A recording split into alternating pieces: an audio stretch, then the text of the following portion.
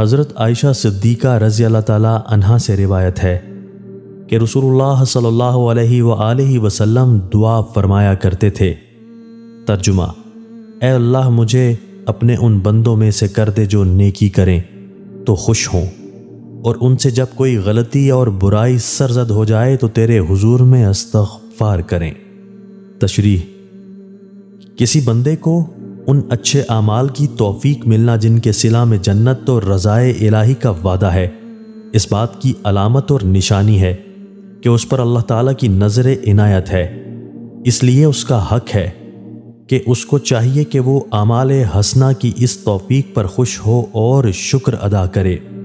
قرآن پاک میں ارشاد فرمایا گیا ہے، اللہ کے فضل اور اس کی رحمت و عنایت پر اس کے بندوں کو خوش ہونا چاہیے۔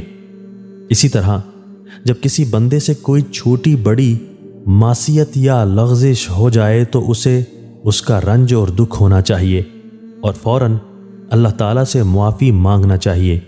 جس بندے کو یہ دونوں باتیں حاصل ہوں وہ بڑا خوش نصیب ہے۔ رسول اللہ صلی اللہ علیہ وآلہ وسلم خود اپنے لیے دعا فرماتے تھے کہ اللہ تعالیٰ مجھے بھی یہ دونوں باتیں نصیب فرمائے۔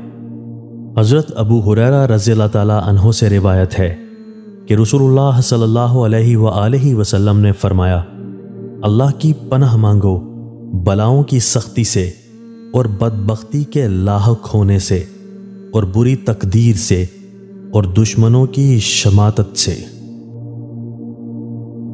دوستو، اللہ تعالی ہمیں ان احادیث مبارکہ پر عمل کرنے اور اپنی زندگیوں کو سنوارنے کی توفیق عطا فرمائے۔